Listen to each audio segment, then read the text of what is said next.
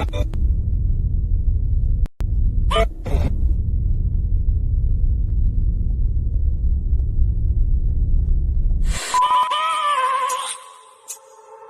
have a dream, that's all I need. I'll make it happen with some work and belief. Know what I want, so I'll take it on. I've made mistakes, but mistakes make you strong.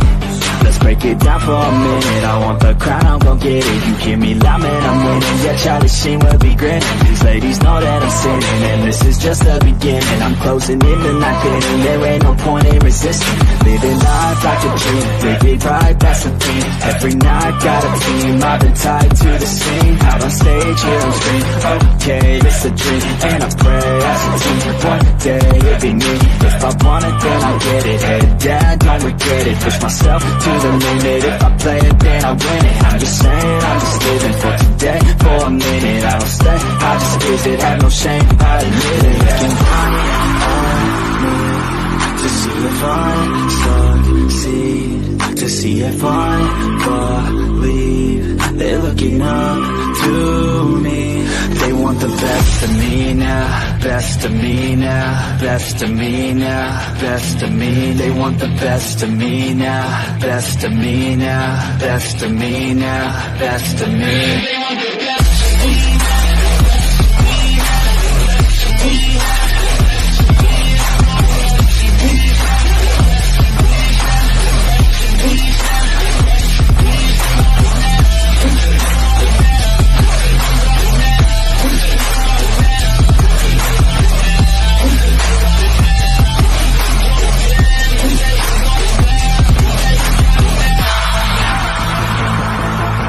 Swear to God, man, I'ma make it soon. Silence all the haters as they see us making moves. I do what I want, so I got nothing to prove. Staying motivated, teaching others what to do. I'm staying focused, my mind is open. They start to notice that I'm in motion. There is no potion, you're not just chosen. It takes devotion to stay composed, man. Never stop, there ain't no time to fall. Try to live, get it up, you got one life to pop. Thinking big, never small, cause you gotta want it all. When you finally get that call, you get ready, take it on. Need a hand out, I already stand out. Starting to advance now, ready to expand now. You don't have a chance now, cause we're in demand now. Make it 5 grand now, feeling in command now. They're looking right at me to see if I succeed, to see if I believe. They're looking up to me.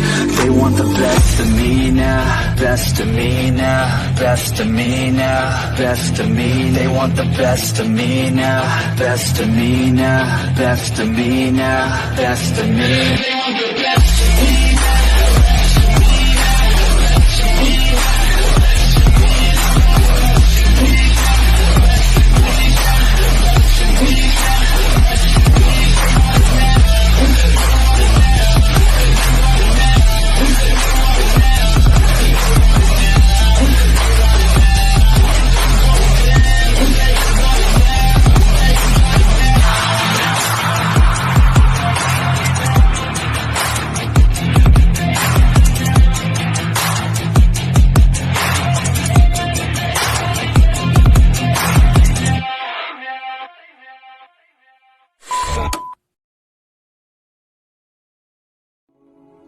Welcome to Unique Prepping. My name is Zach, and the reason why this channel exists is because I want to build a community of prepping, homesteading, freesteading like-minded people who want to learn, grow, and build a beautiful future together. My goal is wanting people to understand that no matter what life throws at you, physical limitations you have, or situation you may encounter, we all can unite and fight for our future generations to come.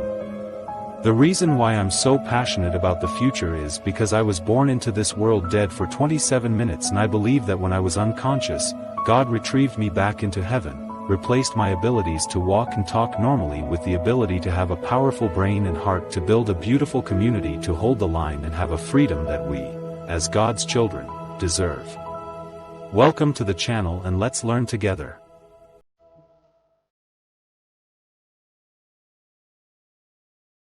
Disclaimer. While this stream is intended for everyone, some views expressed by guests or in comments may not reflect that of the content creator or sponsors. With that said, we welcome your views as a vital part of this community.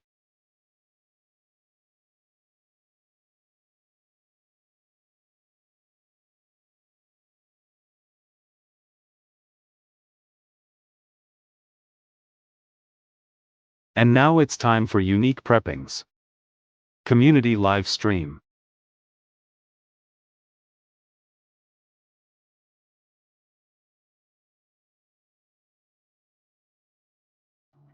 Hello, Hello, all. in the chat. How you doing?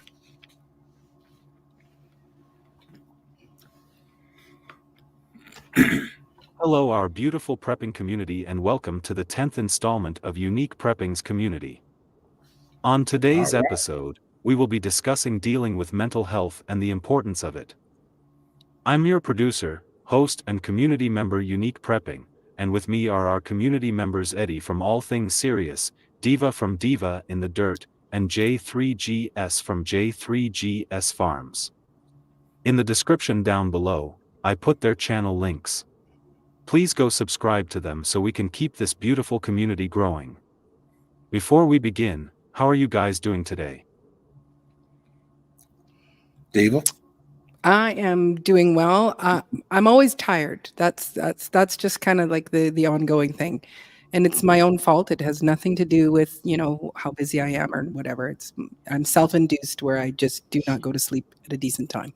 That's where I'm at. But other than that, great and happy to be here. I think we all have that sleeping problem, but other than that, I'm doing fine, and it's hot outside. Oh. I agree with everybody. Tired, Yeah. but doing amazing. Yes, insomnia is brutal. But It yeah. is.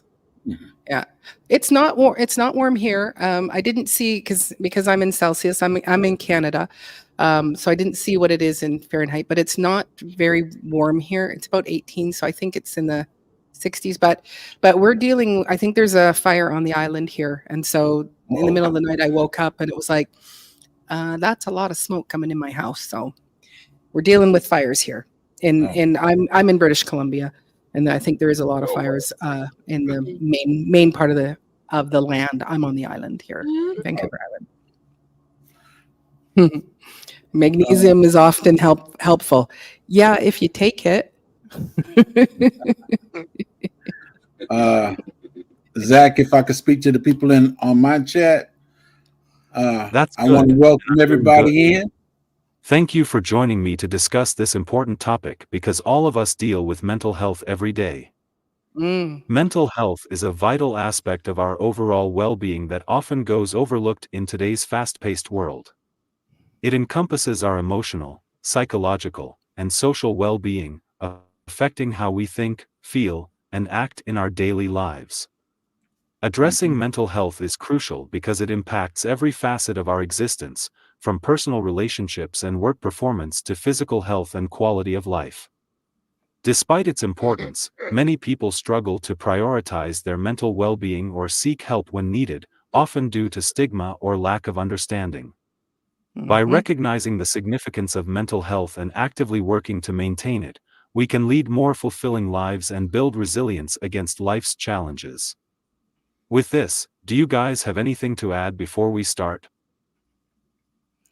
I'm in agreement to that, and as I was thinking about some of the thoughts and questions that you kind of sent out to us, it was like, yeah, it's really hidden because we don't know. The person sitting beside you is dealing with something that is traumatic.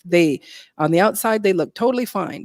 They might have their makeup and hair done, but yet inside they're screaming, and there's no way of knowing that. I agree. And as Diva and Dirt said, it's on the inside and you don't see it. You don't know the person's going through that problem. I'm speaking on the military section of life. Ooh. And it was, when I got out the military and everything, it was kind of difficult for me, even dealing with the family concerning my mental health. It was kind of rough, but through the grace of God and the people that loved me, I survived. It was hard, but it was survive. That's why they. Yep, I totally agree. We haven't That's why they gotten say deep. don't touch the book. We haven't gotten deep into it yet, but I can give you a few situations where my mental health was not the best that it could be. Just I'll speak about me because we all have different aspects. So I speak about me. After retiring and all that stuff, we had a family reunion, and I had an uncle that likes to pick on people, and he was picking on my wife. And I know the way that I am, and I know how my temper is, and the only thing that saved me and saved my other uncle, because I went and told his brother, I'm going to shoot your brother. He said, no, you can't shoot my brother. You can't shoot my brother. And he didn't understand why I said it, but I know why I said it. Because at that time, I couldn't take stress and all that other stuff. And nobody knew it. Everybody thought I was happy and joyful and everything. And nobody, I put it this way, nobody in the family understood me unless they was actually in the military. Right. And there's only one other brother that was in the military, but he was so far from me that, hey, I had to deal with it myself. Right. So if you can't control it, I tell you straight off the bat, you got to trust God. That's right. If you don't trust God, you're going to lose it. You have to trust God. You have to continually pray and ask God to lead and guide you. If you don't do that, you will be a cannon waiting to explode.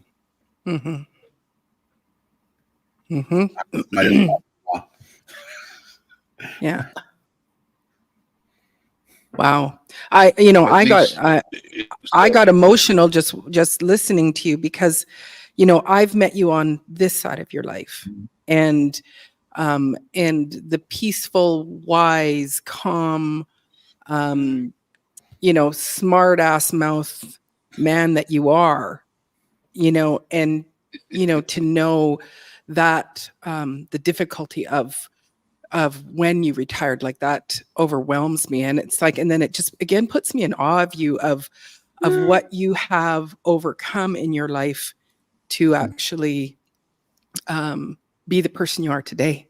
And I'm just, grateful to know you and grateful to know that about you, because it's like, yeah, I wouldn't even be able to fathom what you have experienced when you were in the military. I wouldn't even have a clue. But to know who you are today, and to see how who you are, it's just a beautiful thing.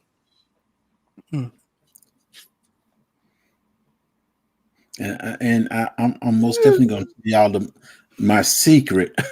You might laugh, but I'll tell you my secret, how I actually got along with all this later. I'll tell you how I actually survived this stuff.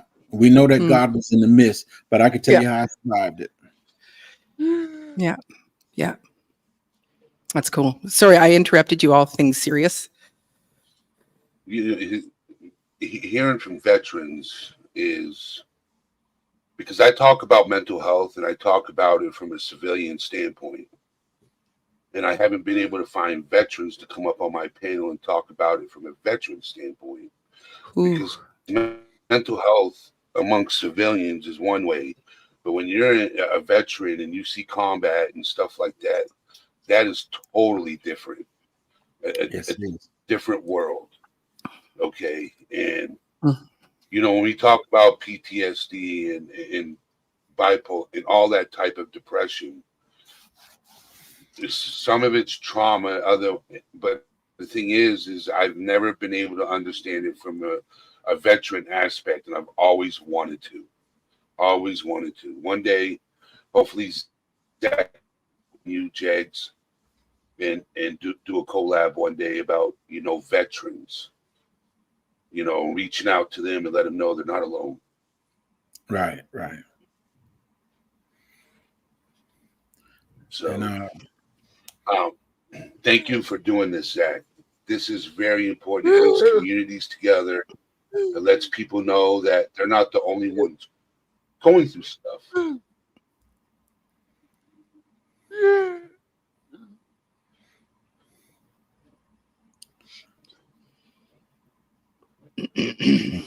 he's typing now. I don't know if I'm going to be able to So handle here's what I being on want to this do. panel. When I ask the questions, let's start with the person on the bottom left and go counterclockwise, please. This will help us keep on track and on topic. Thank you. When I discuss the questions, I'll end my answers with you P out so it doesn't be awkward, as I have to separate my answers if they're long. Also, for the chat, thank you for joining us for this topic. I appreciate and love each one of you. If any of you have questions for us, please let us know. If anyone wants to support this channel, please like this video and subscribe. This helps the channel keep growing. Or if you want to support this channel another way, please go to my link tree. It'll go towards helping the prepping journey keep going. Thank you, and let's get started. Okay, so I know you guys probably got the same question. Communities reduce stigma surrounding mental health issues. I think the more we talk about it, the more we're vocal with each other, can bring down the stigma, especially within the male community. Because a lot of us men don't talk about what we go through, because if we do talk about depression or anxiety or PTSD, we're looked at as weak. Right. And Jags and me, we know we're not weak. We're not weak at all.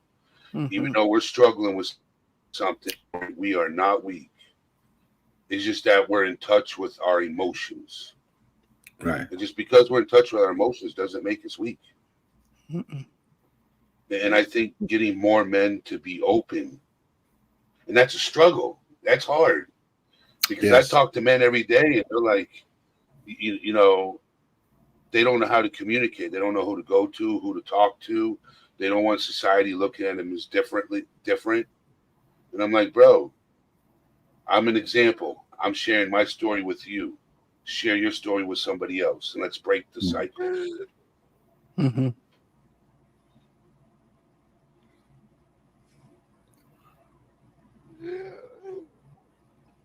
Jags. Okay. This is it's true. Even at one time, even though I was working, I was going to college. My desire was to start something to help veterans. At that time, land wasn't as much as it is now, and I wanted to buy at least about 5 or 10 acres, someplace for veterans that have that problem. I'll say military problems, so they can come out there, socialize, and help each other. And due to the fact that I had surgery on my foot and I retired at the same time, so I said, I guess I won't do it, because when I first started, it was something I wanted to do, but after getting foot surgery and all this other stuff coming up, I said I'll let it go. But I never let the thought go. And I'm thinking right now, by the grace of God, there's something happening in my community right now. And if it actually go through, I may be able to help the veterans the way I wanted to back then. It's going to take 2 or 3 years coming. And I'm hoping that it works out. That's important. That's cool. Even men's groups help too, like camping. You know, a bunch of men getting together and go camping. Just keep it strictly about mental health. Well, and that's one our mind state and how to bring a better future. Let me back up one with you, bro. true enough, men have a problem speaking out. Men do have a problem speaking out, but there's also ladies in the military too. And a lot of men don't know, but there's ladies that actually went through a lot. And it's not the combat portion that they had to go through all this crap. So I wouldn't stick it strictly to the men, because there's a lot of good women out there that had problems also. Oh, and I would like agree. to put them out as well. I agree.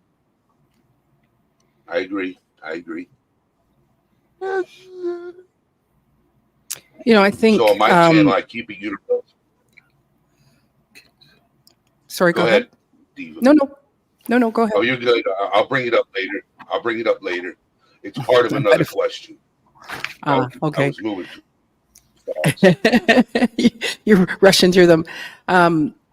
So, you know, one of the things that, like I'm a super deep empath, and I co-created 5 more deep empaths. And so we really feel emotions. We really feel people's emotions. And one of the things that in the past for our family is that we really love to reach out to people, and we really love to be inclusive, and, you know, and do things where, you know, we give, you know, we're not all just like, you know, hey, receive. It's like we love to do things in kind, and you know, to pass on things. And I think in the state of the world that we've come in, not even just talking about all but just the fact that you go, you know, these headsets, when you're out and about in public, everybody is locked into a headset and their phone.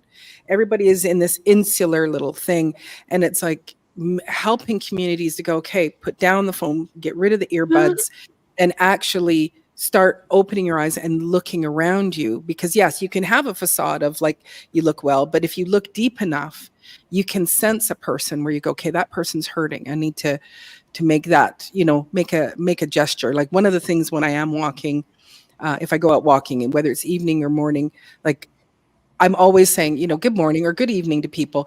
And it's amazing how shocked a person will be when I say, you know, good morning. And they go, oh, good morning. And it's like, wow, we've lost the ability to make connection face to face with people.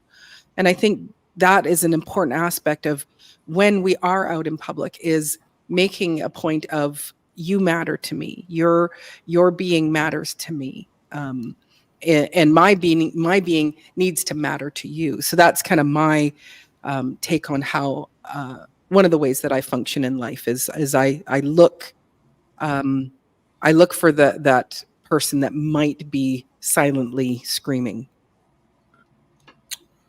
Mm-hmm.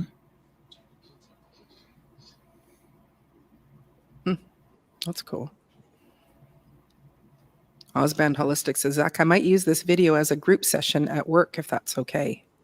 That's cool. Right. And the Big Ugly just said, people are amazed when I hold a door open for them. Isn't that the truth? And all 5 of my kids, that is an ongoing thing. They will rush to the door, doesn't matter. And it's like, you know, how old they are, but especially an elderly person, they will run up ahead to go, here, I need to get the door open so that you have the space to get through, you know. And it's like, why did we lose that? Where have we lost it? Where we're just, you know, I'm an island unto myself in amongst this world. You know, it's just weird. Well, plus manners. A lot of us have lost our manners. That has a lot to do with the parents. That has a lot to do with the parents. If you don't teach your children respect adults, you will grow up and my kids, even if they saw me fussing with you, they will still say yes, ma'am. And that's how I teach them. You're gonna say yes, ma'am, no, ma'am, and you ain't gonna talk back to no adult. If you got something to say, you talk to me or your mom, and if we consider it's right, we'll let you speak, or we'll say it ourselves. And, now, my grandchildren, they're a different breed. They don't. Me, my wife, their dad, when they speak to us, they have to tell them yes, ma'am, no, ma'am, stuff like that. we were brought up that way, but the children of 90 on, even some of the 80 on, they don't know about respect. They don't know what respect means. And some you have to beat it in, and some you have to drill it in. But also on the other side of that, J3, is that there's people out there who go, like, I'm heading into my 60s, so I am in that age. But you got somebody in their 40s, and someone goes, "Yes, ma'am." I've had people go, "Don't call me ma'am," and it's like, I'm sorry, that person is showing you respect. They are not thinking that you're old. They don't know your name. They don't know how to respond to you, and they want to respond in a way of going, I view you as, I want to show you kindness and authority, and it's like, again, it's like, why do people do that? You shoot yourself in the foot, and then you go, "Oh, all these kids, they don't have any manners." Well, I'm sorry, that person did try to show you manners, but you put them down for saying, "You're treating me like I'm old." No, I don't care if you're 20 years old, and if someone comes and says, "Yes, ma'am," because they don't know your name, what are you going to say? "Yes, girl." You can't. So. No. Well, there's you have to teach folks, because I run into young ladies, 20, 30s and stuff, and I still call them ma'am. "Yes, ma'am. Can I help you, ma'am? Hold on just a second." I will speak to them respectfully. Some say thank you, and some just keep walking. And I just look at, I did my part, no problem. Yeah. We're such a small drop of people, because I'm with you. Like my mental health is good right now and everything, but when I do feel down, I think about my beautiful community here. I really don't have anything outside of family here, so I'm very grateful and thankful I have you guys. I agree. The homesteading community that I've friends that I've met through doing videos, it's like you've got these lifelong friends that live far, different time zones, different whatever, and they are some of your dearest friends. Well, I come to reality that there's a lot of people that are sisters and brothers now. As they say, another mother of a brother. Hey, we're brothers and sisters, but we got different mothers and different fathers. But we socialize so much that I accept you as my brother and you as my sister, which is originally what we were supposed to have been doing from the beginning. So hey, that's right. That's right. Or like Broke Farmer, he calls everybody his internet cousins. Internet cousin.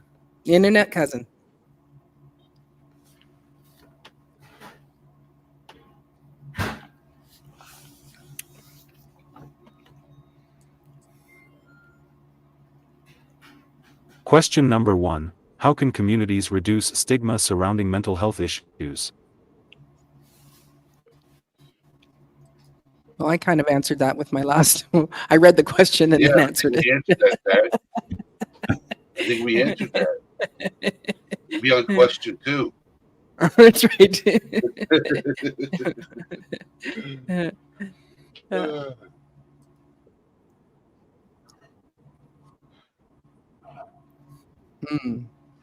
Cool. Oh, gardening is the best therapy, from Easy Street with Jen. It is the best therapy, and it's also the best back-breaking and sweat-inducing. So it's happy, but it also, you can take your frustrations out on it. It can, take the stuffing right out of you, where at the end of your day, you're like, "Oh my gosh, I'm so tired."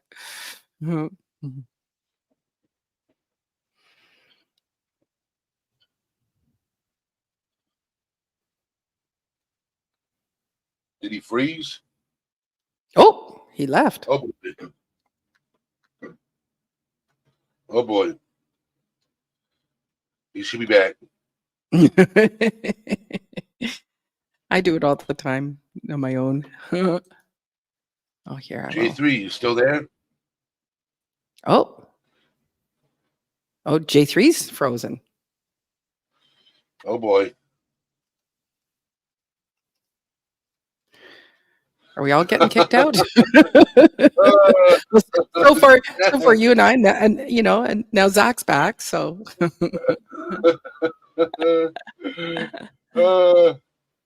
Mhm. this is such an important topic.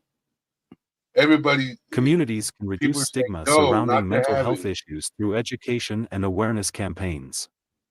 Public events featuring speakers with lived experience can humanize mental health struggles. Local leaders and influencers can openly discuss their own mental health challenges, normalizing these experiences. Schools can incorporate mental health literacy into their curricula, teaching students about common conditions and healthy coping strategies. Media outlets can be encouraged to portray mental health issues accurately and sensitively. Community centers and libraries can host workshops and provide resources on mental wellness. Mhm. Businesses can implement mental health-friendly policies and train managers to support employees.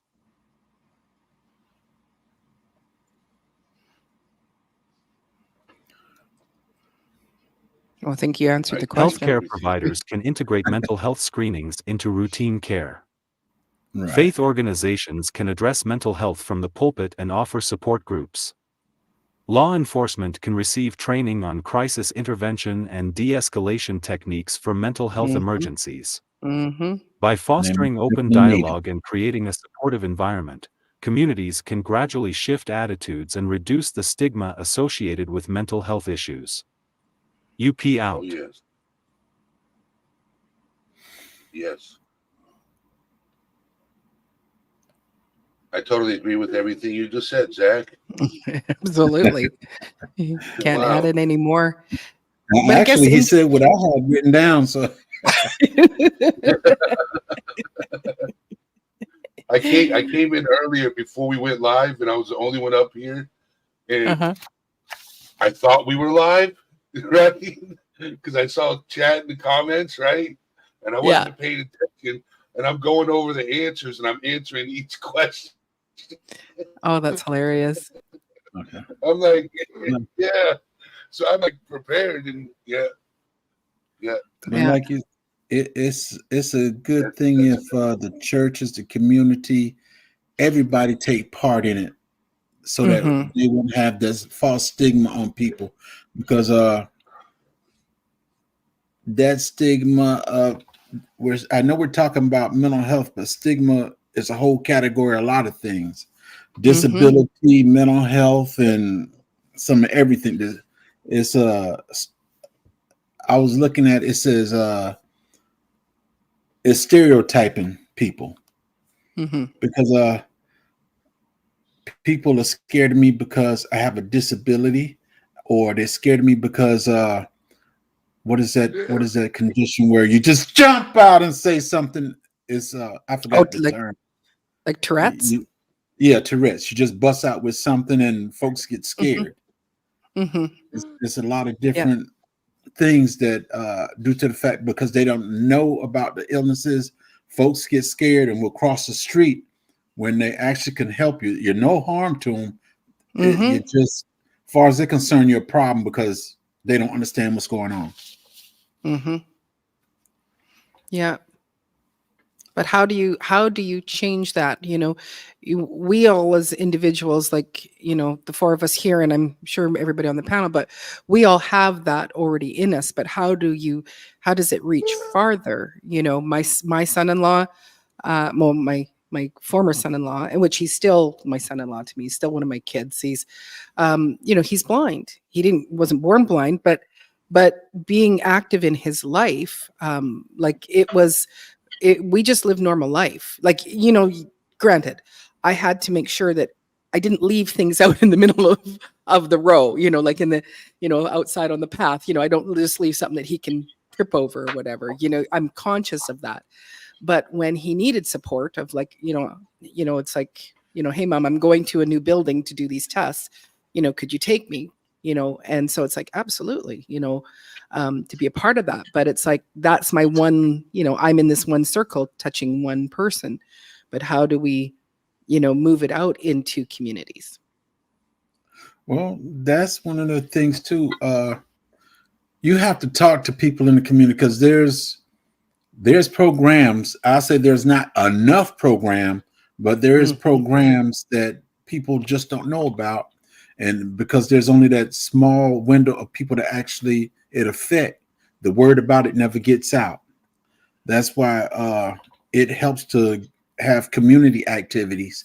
Where is it? In Savannah, they have it's a disability race that they have every year, and it's disabled people out running or in a wheelchair or whatever. It's a community thing where they open up your mind and you understand about certain problems, so you don't have to fear somebody or be scared because I have a problem. Mm-hmm. But now that the folks know, okay, that person is moving like that, they have a problem. Let me watch a little bit. They may need my help, may not need my help. But the thing is not to not run away from it, but be there to help them in case you need it. That's why they should have more programs, even like the sports games and basketball and baseball and stuff that the handicap can do. There's a whole bunch that our communities, somebody need to just open up. Hey, we don't just have people, we have people that are disabled. And because they're disabled, we're not going to kick them out. They're still part of this human race. So therefore, we have to open up everybody's understanding. Hey, everybody got something to do.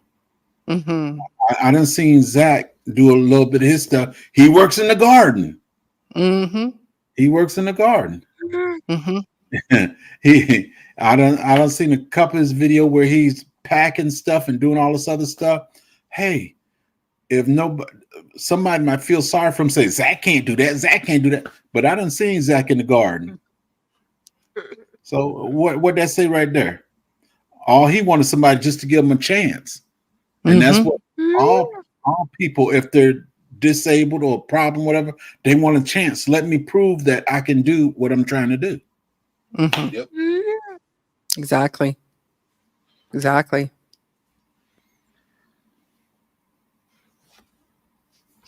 Oh, That's trust very me, good. with my unique ability, I have had people who took their babies away from me because they thought my cerebral palsy would spread to them. It's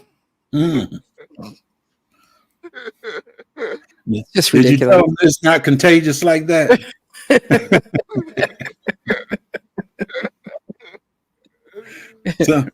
Some people are just because they don't know, they figure everything will harm them or somebody they love just because they don't know. Now, I don't watch, I don't have regular television, and I think, well, I'm speaking for myself, but are they including a little bit more of disabled people into shows or people with some sort of mental illness into shows? They're not. Okay. Yeah. Because that is one way, when media starts to bring that a little bit closer, then it's like, oh, that's a bit more normal. I know, I'm seeing on like emojis, they'll have, different types of looks to the emojis so that, it's like if you are a person that's in a wheelchair, then you can, put up yourself in a wheelchair. Like, I know that's trivial, but it's like going, where is it where you can, where it's normalized, where mental health and disabilities are normalized. And that's very good. Yeah.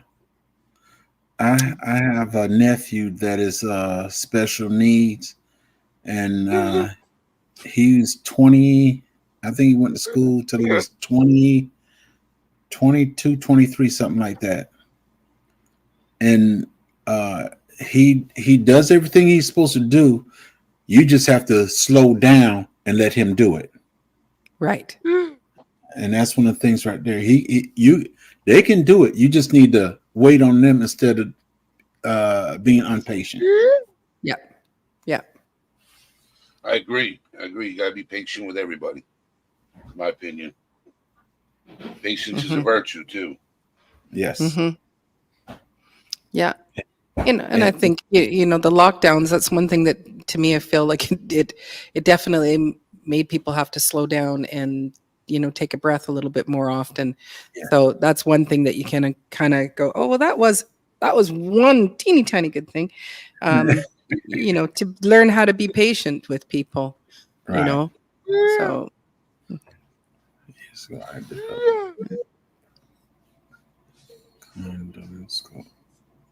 wow. Says cerebral palsy. Yeah. That's cool. My when I was in high school, I guess it's all about giving people a chance. I don't know what his position was. I guess I call him the ID man. He had a stroke, and his whole left side was completely gone, but he will walk still. He will throw his leg up and he'll walk. And he worked in the school, and he slurred when he talked, but he talked to the students and everything. And his job was to take photos of everybody. We had ID cards in school, and that was his job. They gave him a legal job. He got a paycheck and everything because they gave him a chance. He was disabled, but they gave him a chance. That's so cool. That's amazing. And like it was said earlier, there's a lot of people with problems. I laugh at it sometimes myself because I see a lot of people when you go to the store, they're parking the handicap spot. They got the handicap tag and all this other stuff, and they get out and they walk. Yeah. I'm gonna put them as well because I got handicap tags, but folks don't know what my condition is. That's right. Yeah. So Everyday Life, Nikki from Everyday Life of an OCD Chick, she says, we ended up homeschooling her after the 3rd grade. Oh, my daughter is autistic. When she was in elementary school, she struggled with transitioning from one subject to the next. She wanted to finish the work she started. Right. Yeah. So that's very cool. I'll see you later, Pescatarian. Thanks for coming in.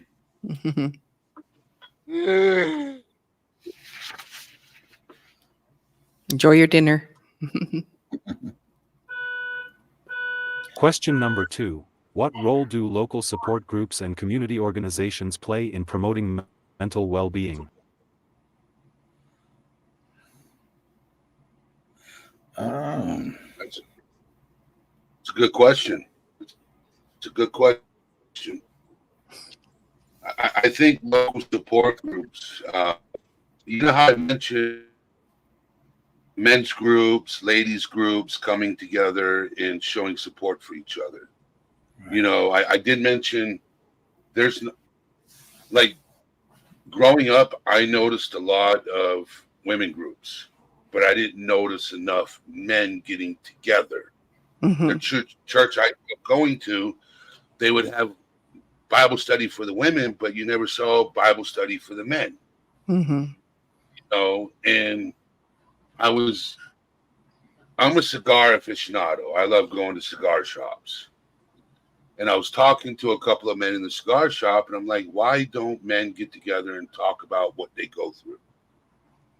Like a men's weekend or retreat where men go to and talk about mental health or what's going on in their life. What can we do to make it better? Communication. I think they should offer that more. They do that with children. Why not do that with grown people? Why can't we start that, a trend? Yeah. Ladies come together on a weekend out, talk about what's going on at home, ways to improve ourselves, just like men do it too. Yeah. Just theory. Well, let me say a little bit about that. Is due to the fact that us men, we're supposed to be the kings, we're supposed to be the strong one, we're supposed to be the one that carry the whole family burden and all this stuff.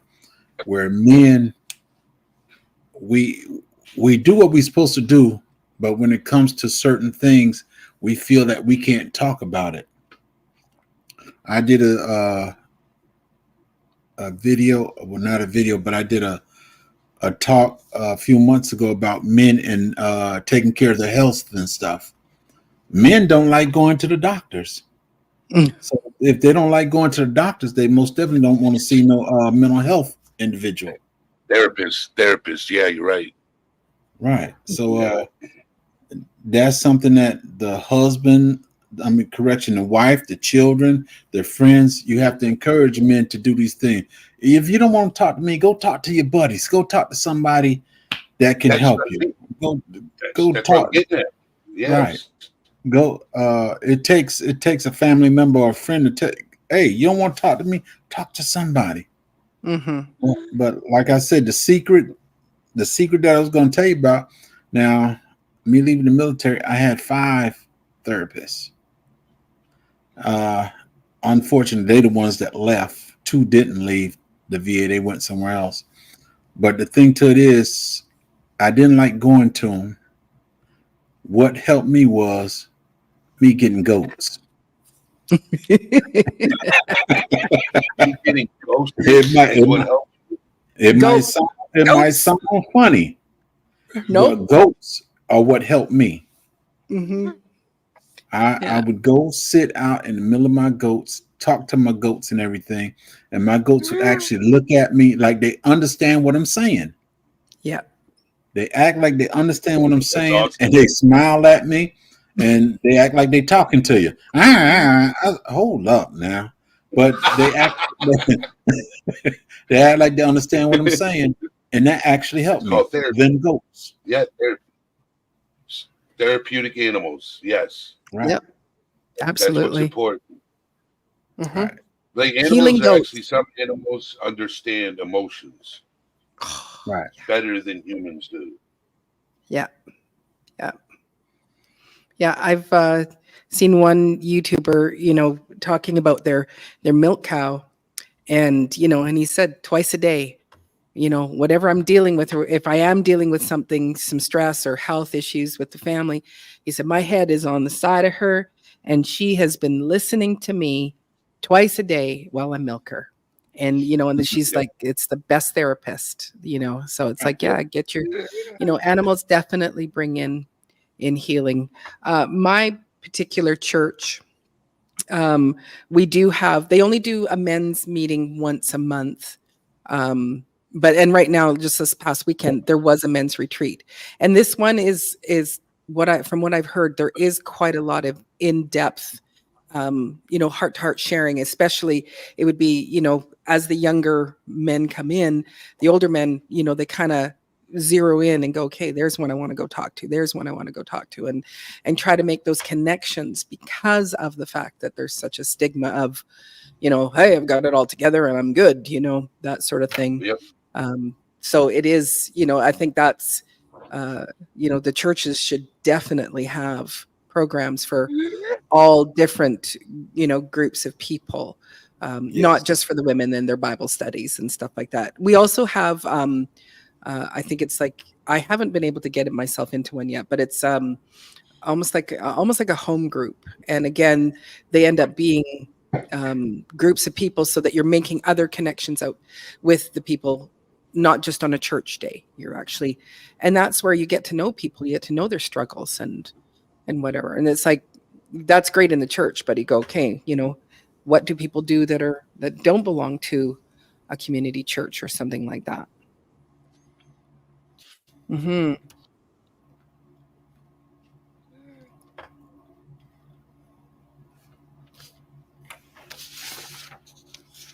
That's good.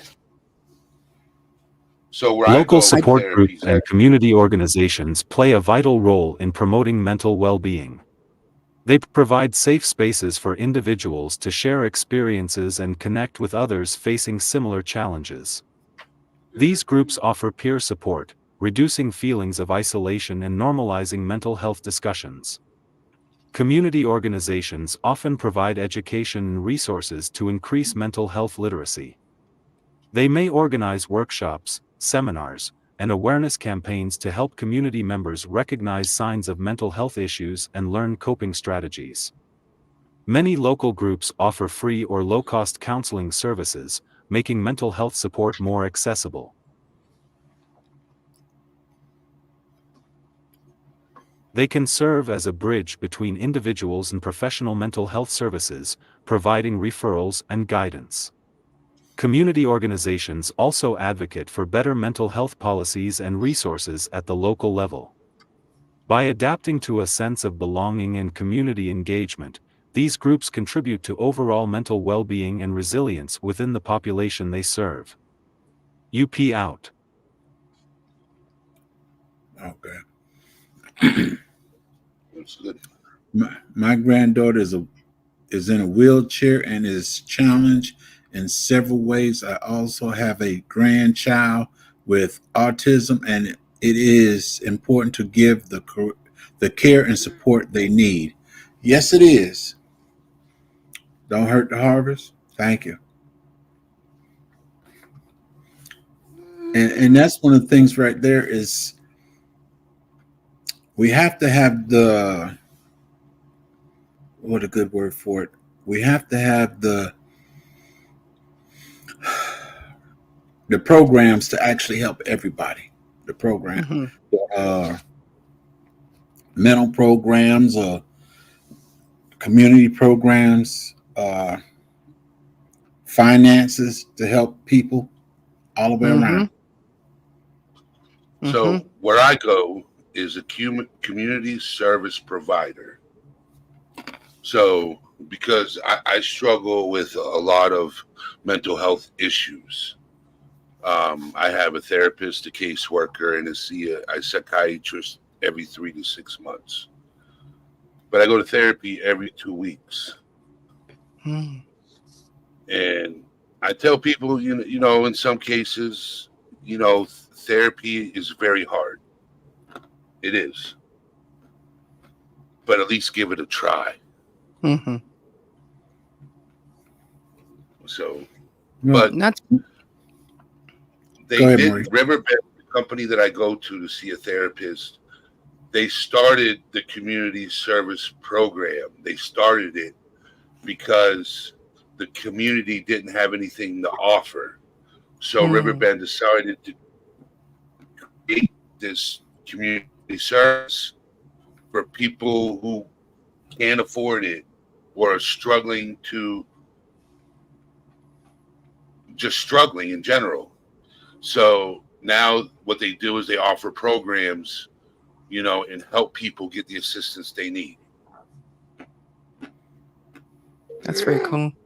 I was just going to say that, very courageous of you, Eddie, to take on, your own health and to stay the course, and not to just, again, where, if a man is looking at his mental health, that makes him weak. It's like, no, what you're doing is just showing such strength and such courage to actually step into those things. So I just wanted to commend you on that. So. Right. Thank you, Diva. Thank you. That's what's wild. I'm gonna bounce away from this question for a second. Is that all right, Zach? Thanks. Okay. All right. So I come from the true crime community, and I wanted to start a channel, and I didn't know what to talk about. And I'm like, well, I could talk about my struggle in life. So I started All Things Series talking about mental health. And then I realized how good my channel was doing helping other people. So now I focus my channel on the community, people around me. If you come in and you're struggling with something, I put my focus on you, and we talk through it, and we figured out ways to improve the situation you're in by communication. That's so cool. Yes, it is. That's awesome.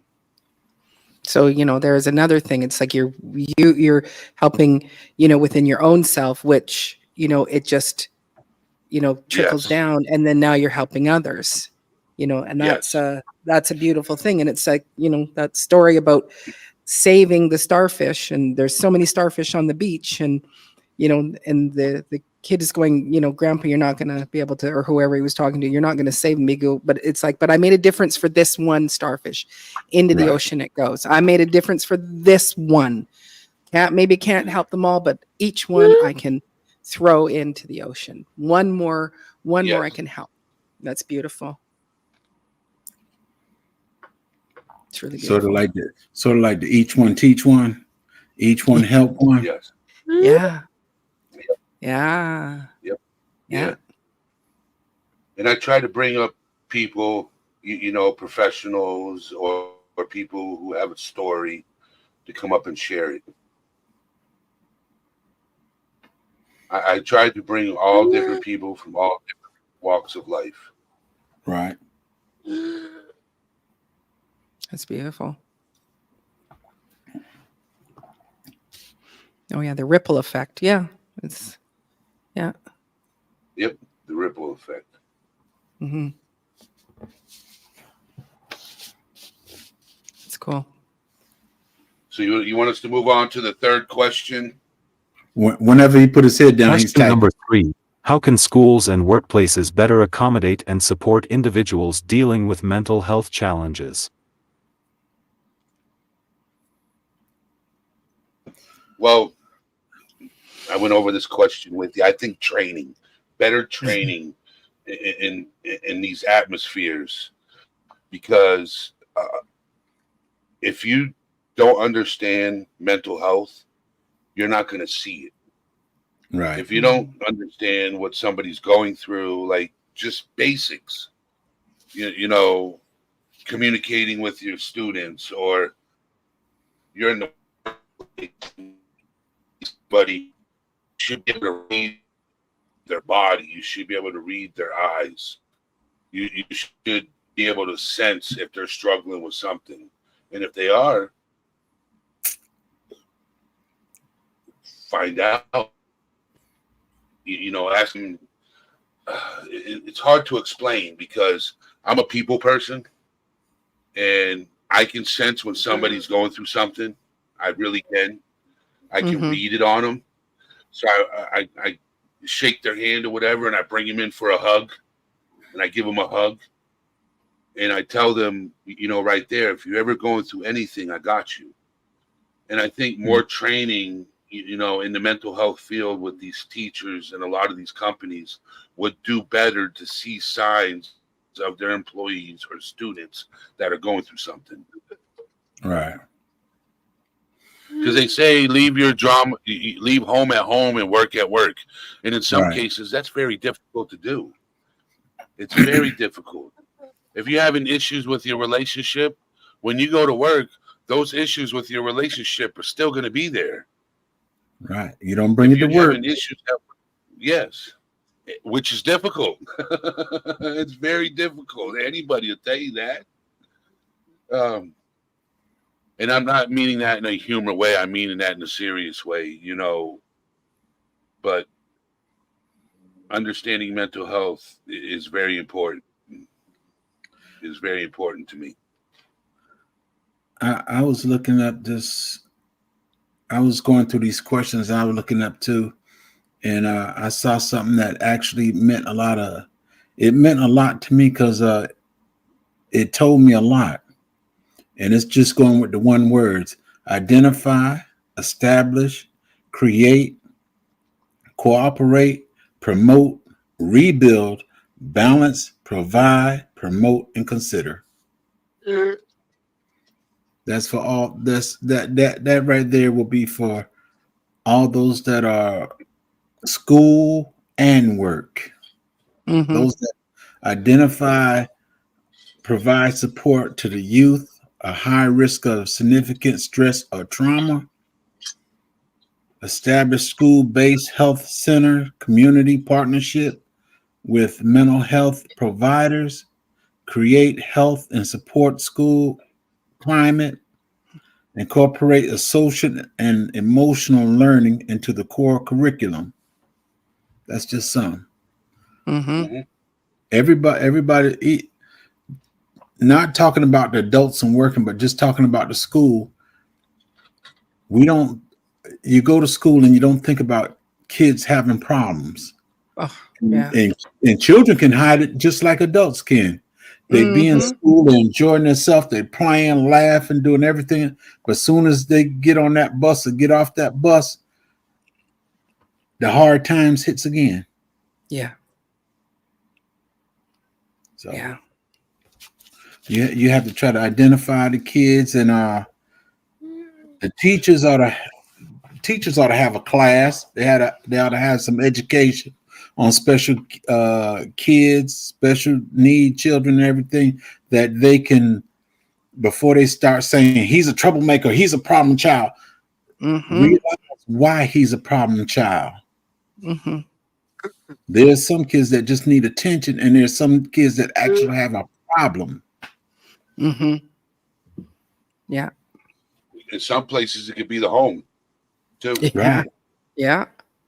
Yeah. Places it could be the home, how we act out. It could be a learned behavior that could be changed. Right. Yeah. I agree. Yeah, I don't know. I have one of my dearest friends. She is a counselor in an elementary school, and so I don't know how it is in Canada compared to what you guys have there, but knowing how she deals with things, there is actual training that she receives, like when they do their professional development days. Kids get the day off, and then she goes and takes different classes and courses throughout the school year of new things that they need to, kind of look at and address. She takes her job pretty seriously, but I can't speak for the rest of Canada or rest of other schools, and what their experiences are. And she does deal with things where you go, this child definitely has some issues at home. And so then, depending on how she does her counseling, because these are just elementary kids, there'll be different ways of, she says we'd play in the sandbox, and that's usually where gets the kids talking and opening up to her. And she's got a real tender heart as well. But I can't speak for the rest of schools in Canada here. Right. But there is stuff out there.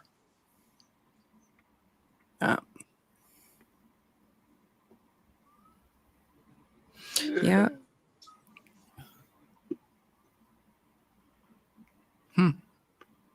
Hey, April Showers. Yeah, April Showers.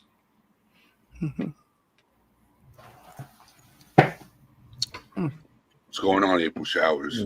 10.5 stress was Schools and workplaces can implement several strategies to better support individuals facing mental health challenges. They can provide education and awareness programs to reduce stigma and increase understanding among students, employees, and leadership. Offering flexible schedules or remote work options can help those who may struggle with traditional environments.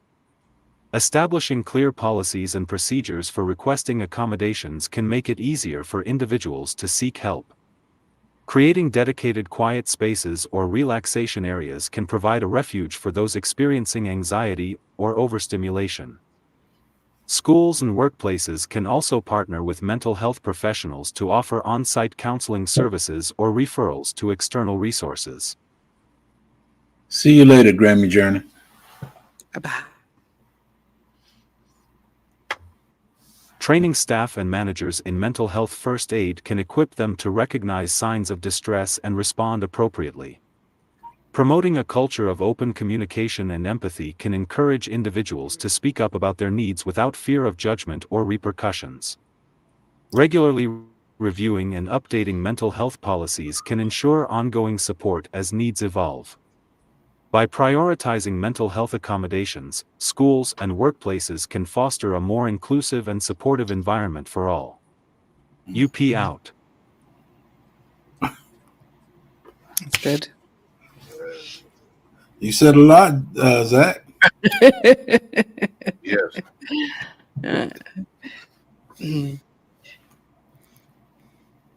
I think in the schools, I know we're supposed to be done that topic, but I think it's really tough there because I know in my former town, my niece's stepchildren, the things that when she gets home, it makes her panic, because you've got some kids who are going, I'm going to identify as a cat, and so then they need to bring in litter boxes for me, and you have this stuff going on, which is just outrageous, and you've got a teacher trying to go, okay, I have to let that child think it act like it's a cat, but I want to teach math and I need to do, and it's like there's just such chaos within the education system.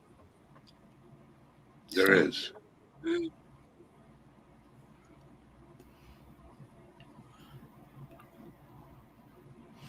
Yeah, I love the land. Marty from Love the Land Homestead, she said training is very important to recognize and support when needed with kids. Absolutely. Absolutely. American people. Yeah, it's a tough topic, and it's a tough Question number 4. What are some ways to improve access to mental health resources, especially for underserved populations within a community?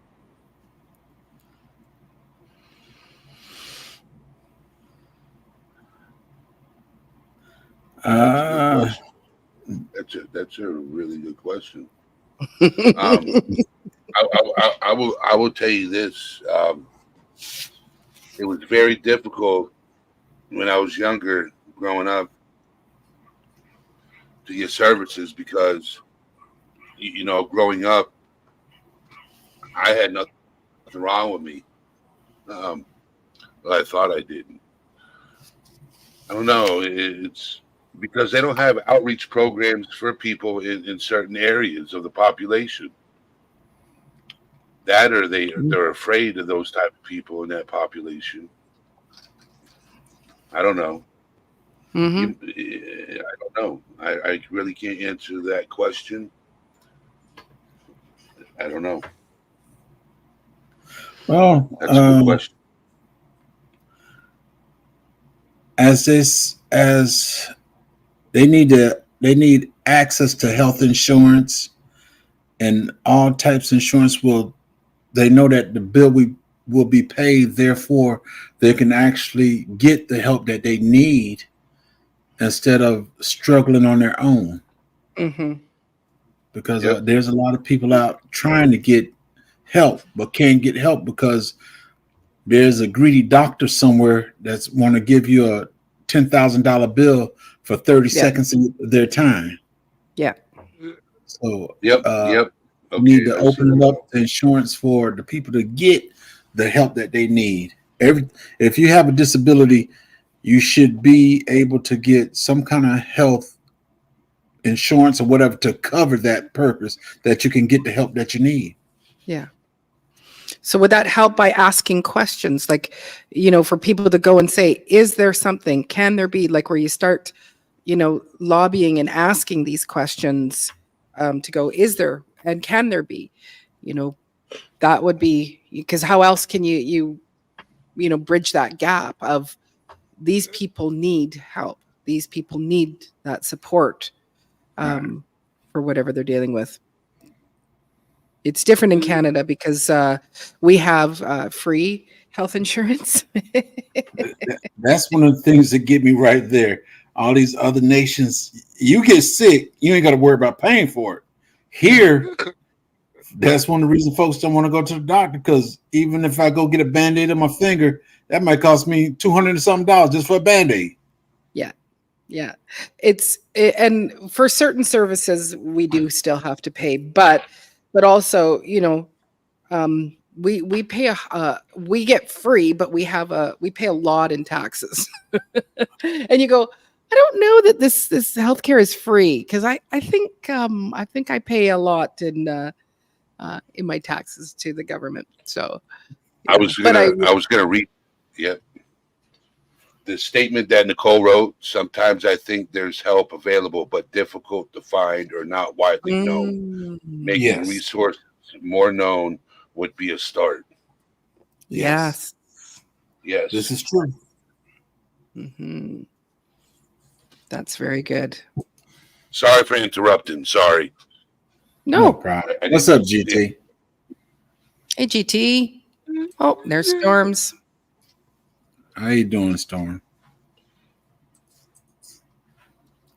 Who is the other person? The guy at top, that's the unique prepper. And on the bottom is, what is it again? What is it, Ed? All things serious. All things serious. Mm-hmm. Yeah. Yeah, we're talking about mental health and improving access to mental health resources for underserved populations requires a multifaceted approach. Communities can establish mobile mental health clinics that travel to remote or underserved areas. Telemedicine services can be expanded to provide virtual consultations and therapy sessions, reducing barriers related to transportation and mobility. Offering mental health services in multiple languages and providing culturally competent care can help reach diverse populations. Implementing sliding scale fee structures or free services for low-income individuals can make treatment more affordable. Partnering with community organizations, religious institutions, and schools can help identify those in need and provide convenient access points for services. Training community members as mental health advocates or peer support specialists can increase awareness and provide initial support. Yes. Not done. Integrating mental health screenings into primary care settings can help identify issues early and connect individuals with appropriate resources. Developing public awareness campaigns can educate community members about available services and reduce stigma surrounding mental health treatment. Creating support groups tailored to specific populations, such as military, veterans, or depression/anxiety coping, can provide targeted assistance. Establishing mental health crisis hotlines with 24/7 availability can offer immediate support during emergencies. UP out. That's cool.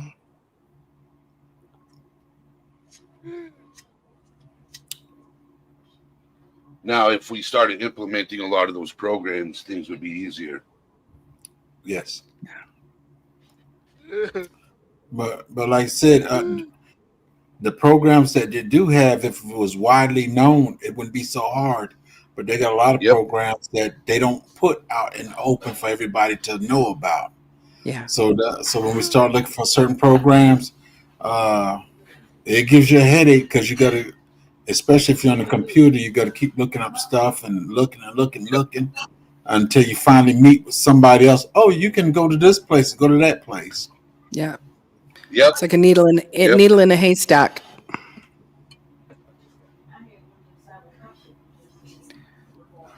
Yeah, I agree with you, Shawnee.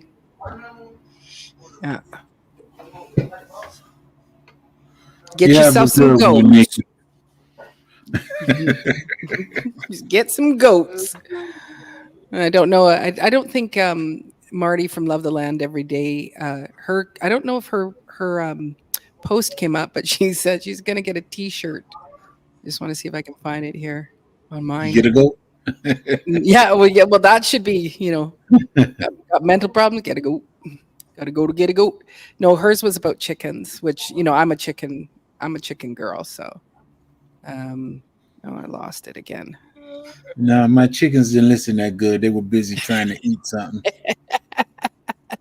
Oh, she said, I'm going to make a T-shirt that says "Chickens are cheap therapy." That's a good one. Yeah. Actually, all animals seem to be cheap, even though that dog costs $2,000. It's still cheaper than the therapy. Yeah. Well, and they're available 24/7, right? Right. They're always available. I believe.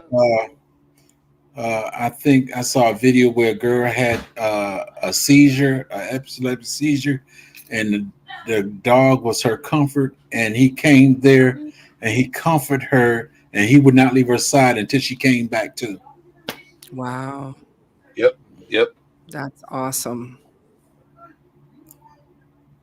That's awesome.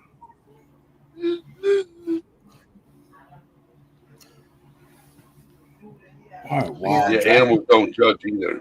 Correct. Mhm. But they do Yeah. know if you like them or not. Animals only do bad- know if you like them or not.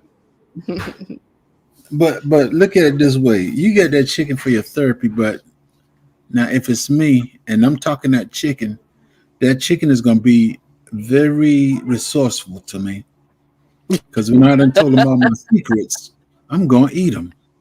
I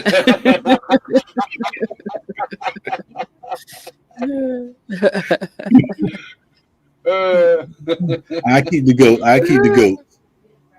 If community groups became more very structured, it is a big money maker for the organization. It can put off a lot of people.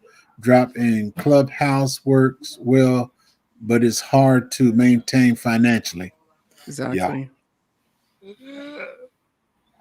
Yeah. Well, the person that in your country that just, I don't know, collected $80 billion, that $80 billion could go to these kinds of community programs. That could go super far, don't you think?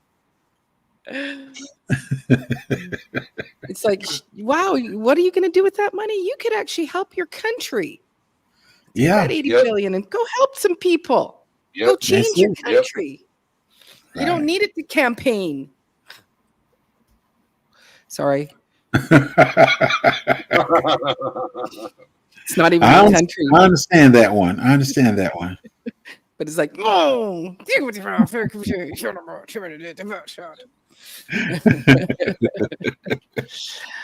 Yeah. There's people who have way too much money. And it's like, I'm sorry. You don't need to, have that kind of retirement fund for your life. There's people here that have worked hard and they need that support. Yeah. That's just my opinion. Okay. There's a fella that buying up everything. He brought some stuff here. Question number 5. How does addressing mental health at the community level contribute to overall public health and social cohesion? There's a lot. Hmm. Like I was saying before, instead of, we don't always have to seek out medical professionals, because just talking to a friend or even a stranger can make whatever you're going through go away sometimes. Because depression is not always permanent. In a lot of cases, it's temporary, So just communication, is important. So it says how distressing mental health at a community level contribute to overall public health. Just offering the service will change the overall mental health within the community. I don't think a lot of communities offer services for mental health. Where I live, they're actually the mental hospital is actually getting smaller because people don't want to get into that field because it doesn't pay well. If we started paying people what their value is, you'll get people that want to do it. That's true. You have teachers out there that love doing it, but a lot of people, they find other careers because it's a struggle to survive in today's atmosphere with what teachers get paid right now. They struggle. I think you get a lot of teachers who don't care about their job because their pay's not there. Right. Just like in mental health, people would take more pride in their career if the pay was there.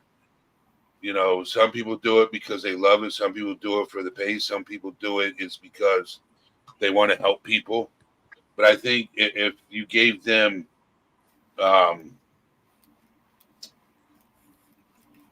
decent pay, they would probably go out of their way and do more. Yes, they would. My opinion. Yeah. I agree. If I was a therapist and, the better you get paid, the happier you are, the more you're going to want to do your work. Yep. Yes.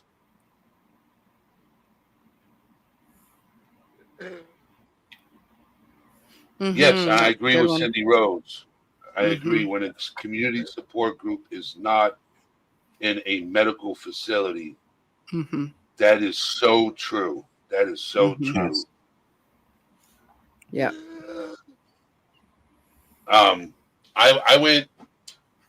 I've been into 2 psych hospitals in my lifetime in 13 years. No shame in it, because nobody put me there but myself. And I think if you're at the wit's end in your life and you know it, do something about it and get help. Mm-hmm. That's a fact. I was an alcoholic for 13 years. Well, 15. Been sober 13, almost 14. Okay. Yeah, I was an alcoholic for a long time, and I used it as a coping mechanism, to deal with what I was going through.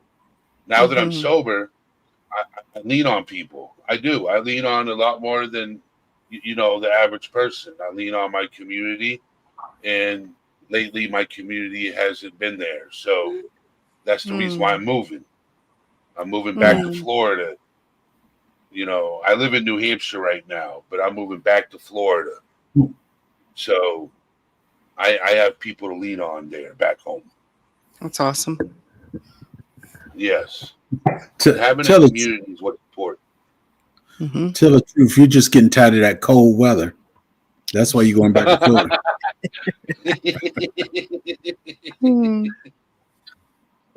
Yes, I'm getting tired of it because I'm a shorts and t-shirt guy. That's good. No, but I have a community that I can lean on to down there. I really do. Yeah. So thank you, Husband Holistic. Sobriety is strong. It is very strong. That's a good thing, having somebody to talk to. Sometimes, like I said, it's not always getting an answer back, but just having someone to talk to. Yeah. Yep. And that does wonders for you. Just having somebody to talk to. Mm-hmm. I agree. And the worst thing you can say to somebody is get over it. That's the worst thing you can say to somebody is get over it. Yeah. Especially when they don't know the real circumstances. Right. Correct. Exactly. Yes. Yeah, I was All agreeing. right, go ahead, Jay. Or whoever's next, go ahead. I'm sorry. Go ahead, Dave. Oh, yeah. Well, because it's like everybody's said everything, but I agree in this thing where just having someone to talk to, that you can talk to. And one of the things for me is that when I really, I'll be spiraling out of control in my head, and I got all these things, and usually as soon as I say it out loud, whether it is to just the air itself or to someone, I go, oh my gosh, how illogical was all of my thoughts just now? Like in my head, as I'm thinking it made full sense, 100%. It was like, yeah, that seems totally, whatever's going in. And I'm just, tormenting myself. But as soon as I say it out loud, you go, okay, that did not make, how is it making sense in my brain silently?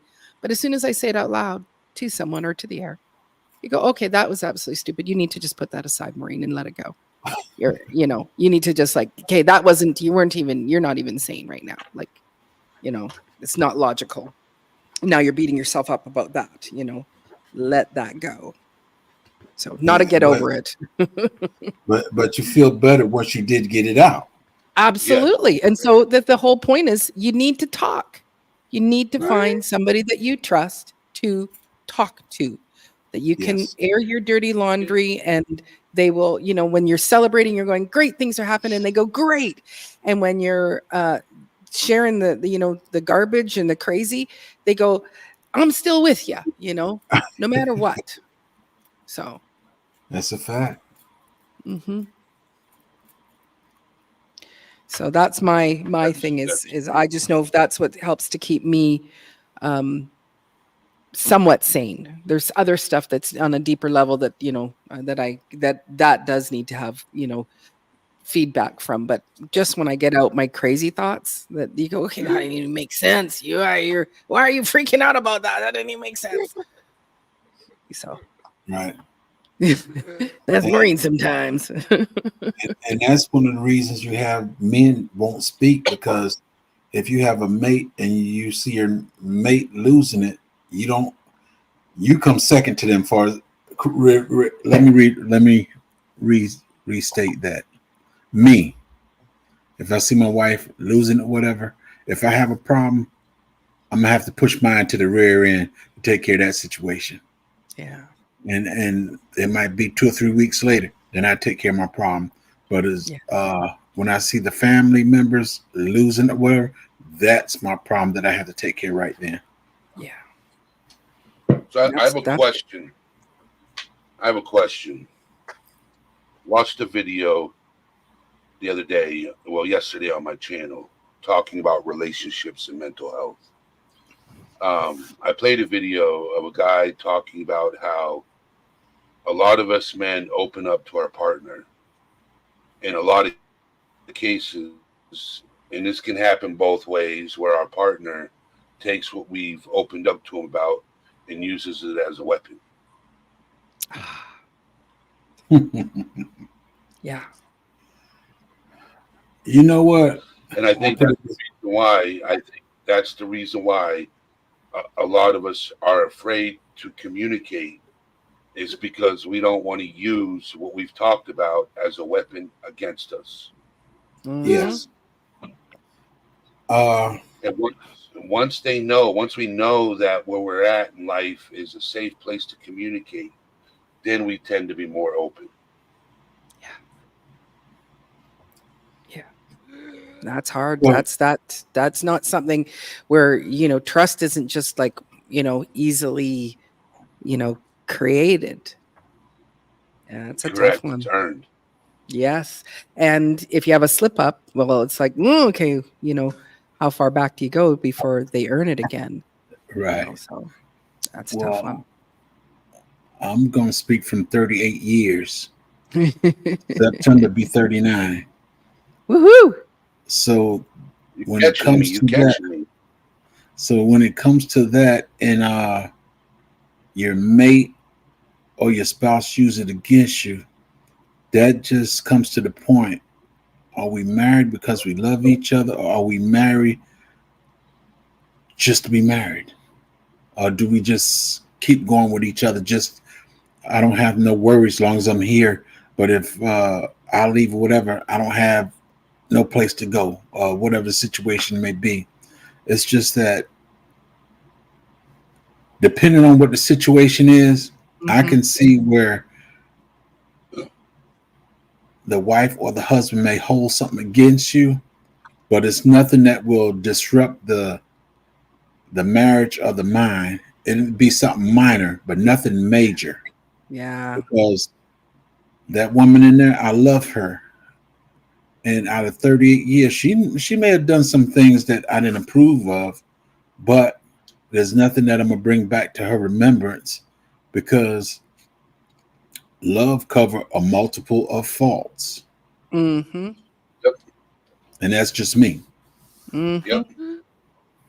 And just to say, I am in the ministry. So.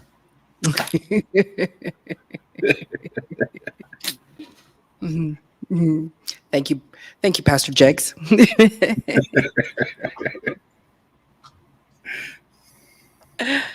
Yeah, no, I agree that it's like it's you go, okay, if that's how your partner treats you, your spouse treats you, it's like that's when you go, okay, then maybe this is not working, because you're not dealing with your mental health and I'm not dealing with my mental health, and then you're actually attacking me with your stuff.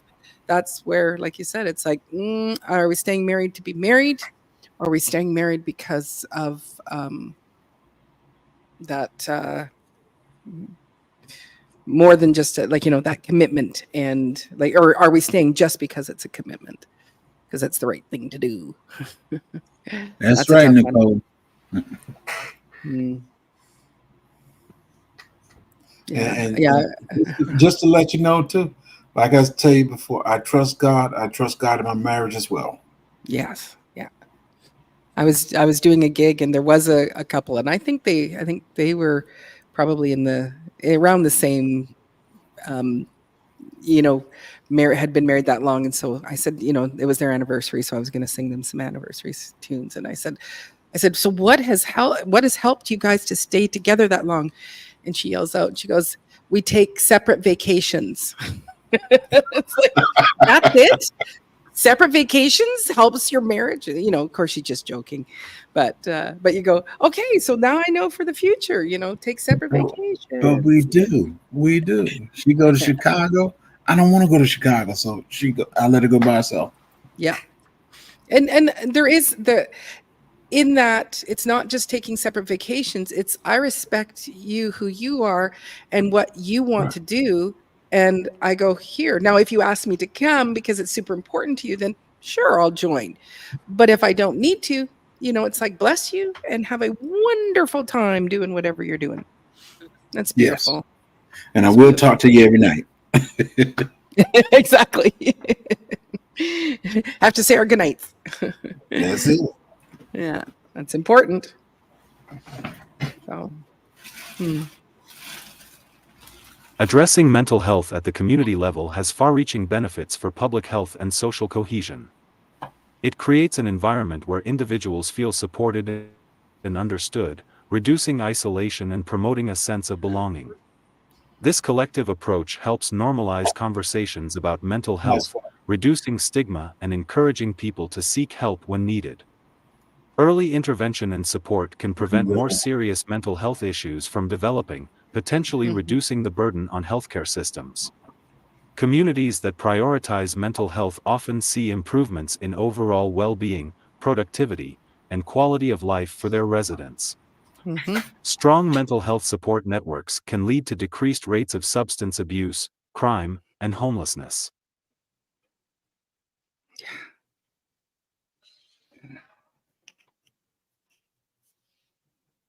Fostering empathy and understanding around mental health issues strengthens social bonds and promotes a more inclusive society. Communities that invest in mental health resources often experience economic benefits through reduced healthcare costs and increased workforce productivity. By addressing mental health collectively, communities can create a ripple effect of positive change, improving resilience and fostering a more compassionate, connected society. UP out. Yes. Amen and amen and amen. Amen.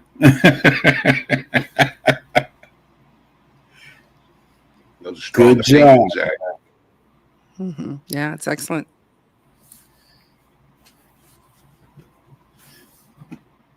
I got a fly that done creeped in here.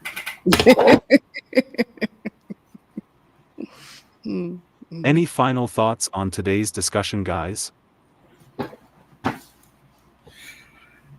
Me personally, mental health is very important. And yes, we need to get the community. We need to get some of everybody involved, that nobody's left behind concerning mental health as well.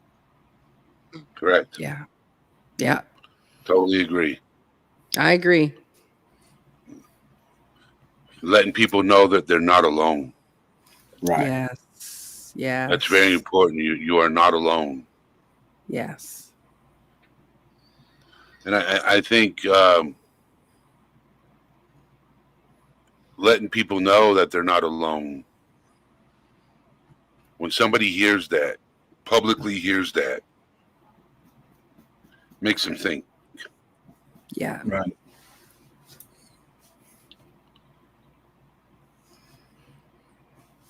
All right, Zach. It's and disable feel. LGG My said, final thoughts are taking care of our mental health is not a luxury, but a necessity. Just as we nurture our physical well-being, we must tend to our emotional and psychological needs. Prioritizing mental health allows us to build resilience, foster healthier relationships, and lead more fulfilling lives. It empowers us to face life's challenges with greater strength and clarity. Mhm. Remember, seeking help is a sign of courage, not weakness. That's right. By openly addressing mental health, we can break down stigma, promote understanding, and create a more compassionate society for all. Your mental well-being matters. Make it a priority today and every day. With Mhm. this, thank you for coming and joining us today. I love you all. As the Yes. heart panteth after the water brooks, so panteth my soul after thee, O God. Psalm 42, 1 KJV. Beautiful. Thank Yes. you. And I'd like to thank everybody that came in tonight on my channel. Thank you very much for coming in. And if you haven't subscribed to Zach, what's holding you up? Exactly. What's Yeah, holding I you up? too. I too want to thank everybody that from my channel that joined in, and your comments are, again, I love my community of people. Like they're just, I glean a lot of wisdom from them, and so even watching some of the things that they put into the chat, it was like, I glean more wisdom. So thank you all for coming and hanging out here as well. And for you, Zach, for having me on your channel. I really do appreciate Yes. it. And for meeting you, Eddie. This is my first time to meet you. So lovely Oh to yes. get to know you as well. Right. First time meeting you, Eddie. And Zach, I've been knowing you for a good while. So, Mhm. Yeah. and Miss Diva, I yes. usually pop in Obviously, this I know you. Zach. Yes, you do. Me and Zach usually pop into each other's channel here and there. Mhm. We talk Cool. on Discord. Cool. Yeah, Zach is a very big inspiration. Yes, he is. Mhm. Yes, indeed. Yes, indeed. And I want to thank my community for coming in and joining this channel too, and joining this live. Yeah. Yes. Right. And if you join my channel, I will get there. I don't rush and do nothing, but I will get there. Thank you. Yeah.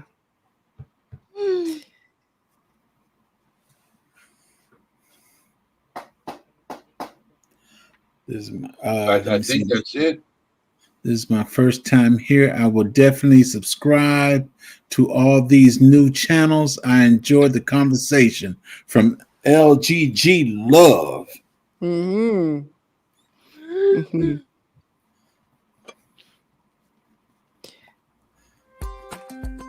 Hey community, Unique Prepping has partnered up with Hunter Brothers Coffee. It's a veteran-owned coffee company out of Pennsylvania.